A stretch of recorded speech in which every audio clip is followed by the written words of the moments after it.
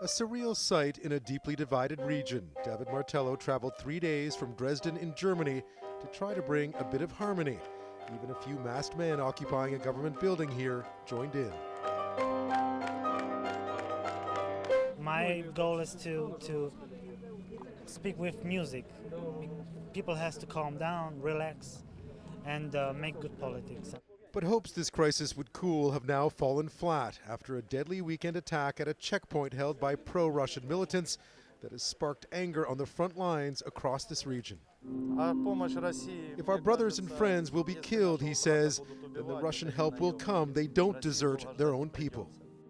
Russia blames Ukrainian ultra-nationalists for the attack, saying Kiev has broken its promise to disarm right-wing groups. The Geneva Agreement is not only not being implemented, says the foreign minister, but also steps are being taken primarily by those who have seized power in Kiev that is a crude violation of the agreements.